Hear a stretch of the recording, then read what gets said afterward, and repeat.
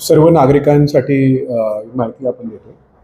आज 12:18 एक ईमेल प्राप्त झालेला होता. त्याच्यामध्ये जिल्हाधिकारी कार्यालयाला एक्सप्लोजिव्ह ठेवण्याची त्याच्यामध्ये माहिती दिली होती आणि त्याच्यामध्ये धमकीचं स्वरूप त्याच्यामध्ये होता.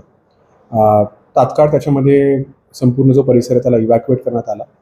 त्या ठिकाणी शोध मोहीम सुरू केली.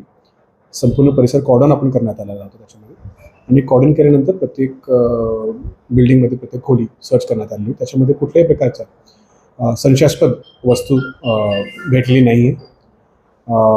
त्यानंतर संपूर्ण परिसरला आता कॉर्डन करून आम्ही तरी ठेवलेलं आहे. नागरिकांना याच्यामध्ये कोणालाही याच्यामध्ये भयभीत होण्याची अजिबात काही गरज नाही आहे.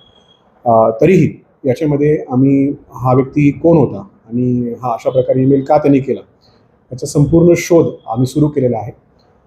जरी याच्यामध्ये काही सापडला नाही आहे तरी ह्या व्यक्तीला शोधून त्याच्यावर योग्य ती कारवाई करण्याची जी प्रक्रिया आहे ती सध्या सुरू आहे. या संदर्भात तुम्हाला प्राथमिकदृष्ट्या काय वाटतं, म्हणजे हा जो मेल आहे तो करणारा कोणत्या माहितीचा असेल? एक्झॅक्टली त्याच्या मनात काय आहे ते आता सध्या तरी नाही सांगता येईल.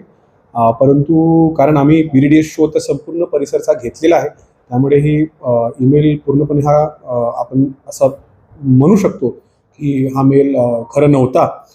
तरीही याच्यामध्ये त्याचा पाठीमागचा जो उद्देश आहे ते शोधणं गरजेचं आहे. हा व्यक्ती शोधणं गरजेचं आहे. त्याची प्रक्रिया सध्या सुरू आहे.